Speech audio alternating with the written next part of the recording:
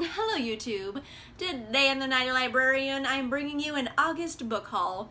I couldn't really come up with a theme for this book haul, so it's just August, because that's the month this is going up.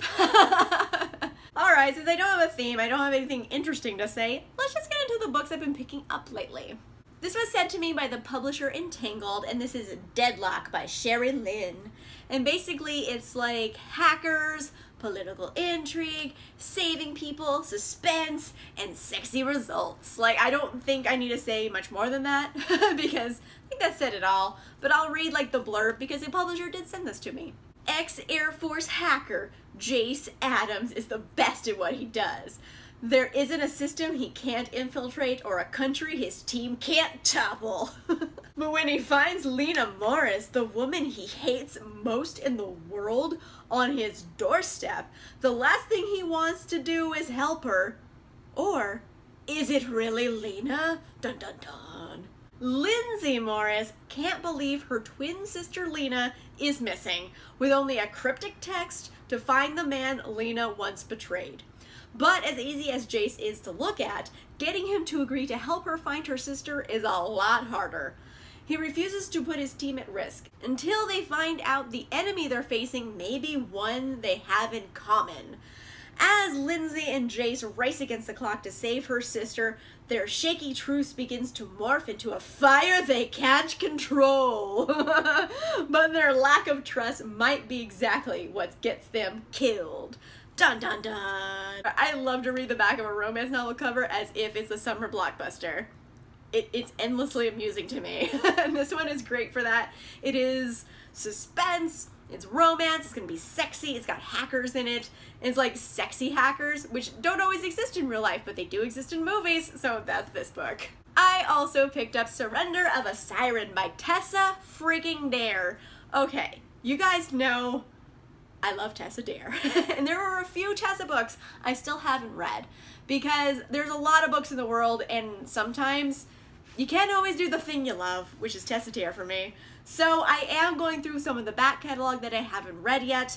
This is book 2 of the Wanton Dairymaids trilogy, and I do definitely want to read it. I was introduced to this character in book 1. Her name is Sophia. She's very much innocent and demure, but not really. I really like her. She's spunky, and she runs away from her own wedding and then goes on a tryst with a pirate. So in forever is Tessa Dare. That's already, I'm in. When you just say Tessa Dare, I'm like, give it to me now.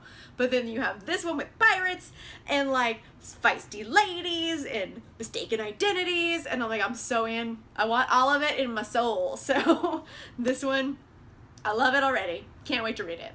I finally bought the last book of the Kate Daniels series, Magic Triumphs by Ilona Andrews. I have been like dragging my heels on finishing the series because then it's over. This is my last book. It's over after that. There's supposed to be a couple more books in like the spin-off series, but this is my last Kate Daniels. Oh my gosh. I know I'm gonna love it. I've pretty much loved every single book of the series, but like, I'm worried they're gonna kill people I like, basically. Like, they've done that to me before. I'm still kind of not over some of the character deaths in this series. Not over them yet. So, like, I'm worried they're gonna hurt my feelings in the finale. So I've been, like, putting it off. But I finally have it. I own it. And it's weird because it's, like, slightly too big for, like, a mass market. It's that weird size where it's too tall. So it's kind of driving me nuts just from, like, a geometry perspective. But that's okay. I'll live with it.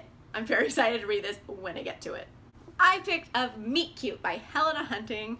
I have heard pretty much all good reviews of this. I've heard like a couple reviews about it, but I definitely do want to read it. It's one of those rom-coms with like a cute cartoon cover that's probably going to be really smutty. This is like a trend right now, and like I'm into them, so when I see a cover like this, I'm like, tell me more. I'm interested. It is enemies to lovers, and it's kind of also a second chance romance, and I definitely want it. It's also playing on the trope of the Meetcute just from the title alone, so it's going to be very tropey, it's going to be very rom-com, it's going to be all the tropes I love, and I'm just into it. Like I was saying, every time I see a cover like this, I'm always interested, so I definitely want to read this one. I've heard good things. I'm hoping it's smutty, I hope it's delightful, I hope it's funny. It's going to be all of that, I hope. I also picked up Queen of Ruin by Tracy Banghart. Actually, I pre-ordered this one. I really love Grace and Fury, which is the previous book of this series. I believe it is a duology, and I loved it surprisingly. I didn't expect to love it because, like, the cover, this is frankly a terrible cover. But I got the Owl Crate edition of Grace and Fury that's like fire roses and it looks all cool, and this one I'm like, they don't have an Owl Crate edition, so I have to get this cover. And regardless of it kind of looking like an ugly book cover, I did really enjoy the series. It's in this very patriarchal society that's like hell for women, and it's these two sisters trying to navigate it in very different ways. It's got Mad Max vibes. Just trust me, it's good. I enjoyed it. It's definitely not the book I thought it was going to be from the cover. Like, this cover does not like tell you that this has Mad Max vibes. You wouldn't be able to guess that unless someone told you. So it's actually really good. Don't let the cover fool you. It's actually very good. I do recommend checking it out. Also, they're very short. They're like a little over 300 pages max, I think. How long are you? Yeah, it's 325 pages. They're very short, they're quick, they're awesome reads. I do really recommend. I picked up Storm and Fury by Jennifer Armentrout because Jennifer Armentrout will write teenage melodrama forever, and I love it. It will never not be my jam. So whenever I hear Jennifer Armentrout's putting out a new teen melodrama, and I'm like, you got me. Like, take all my money, here it is. You know, we all have that one thing we're trash for, and it for me is JLA books. I know they're not great literature, but like, I love them. Like, this is not gonna win the Pulitzer, but it's amazing because it's trashy and delightful, and that's exactly what I'm reading it for. Storm and Fury is a spin-off of the Dark Elements series. Dark Elements series is a paranormal teen kind of romance, and it has gargoyles in it, and they fight demons. So this is a spin-off with some of those characters doing new stuff. It's gonna be angsty, it's gonna have gargoyles and demon battles, it's gonna have all the stuff I like. So I'm very fascinated, and I'm super excited that I picked it up. My friend actually gave me this copy of Eleanor Oliphant is Completely Fine by by Gail Honeyman. And, you know, it seemed really cool. It is the arc of it, which I thought was cool, and they gave it to me, and they said, hey, I think you might like this. So I said, all right, give me it. I'm just gonna read the blurb because I don't know what it's about because I haven't read it yet. I just accepted this. Meet Eleanor Oliphant. She struggles with appropriate social skills and tends to say exactly what she's thinking. Nothing is missing in her carefully timetabled life, where weekends are punctuated by frozen pizza, vodka, and phone chats with Mummy. It actually says Mummy, M-U-M-M-Y. All this means that Eleanor has become a creature of habit, to say the least, and a bit of a loner. But everything changes when Eleanor meets Raymond, the bumbling and deeply unhygienic IT guy from her office. Okay, unhygienic? Like, it's questionable.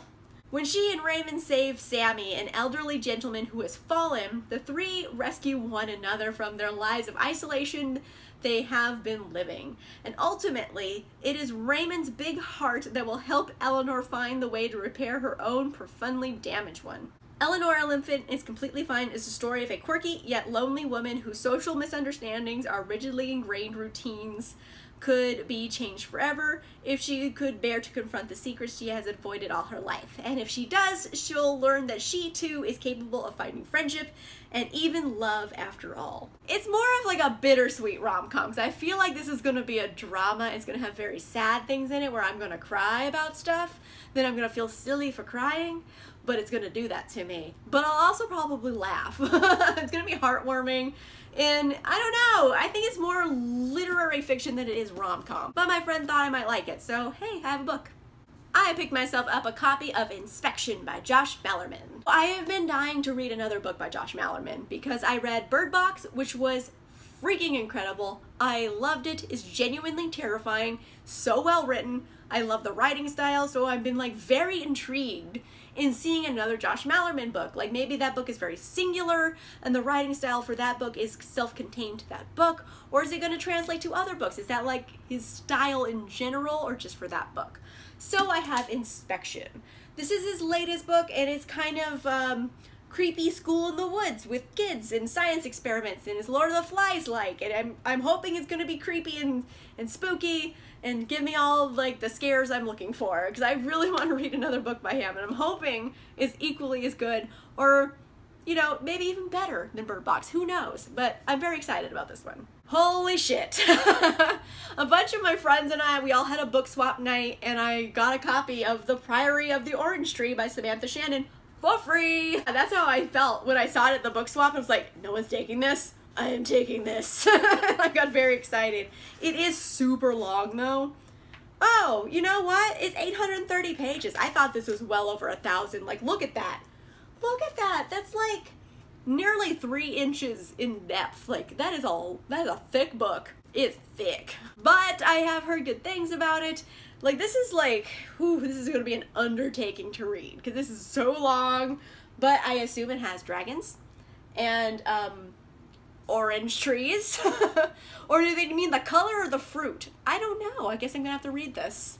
Samantha Shannon did write the Bone Season series, and I read the Bone Season, and I wasn't crazy about it. But then again, I feel like I need to reread that book, because I don't feel like I was ready for it when I read it. You know what I mean? I feel like if I reread it now, I might definitely really like it. So, I don't know. I have this one just in case. I got it for free at the book swap.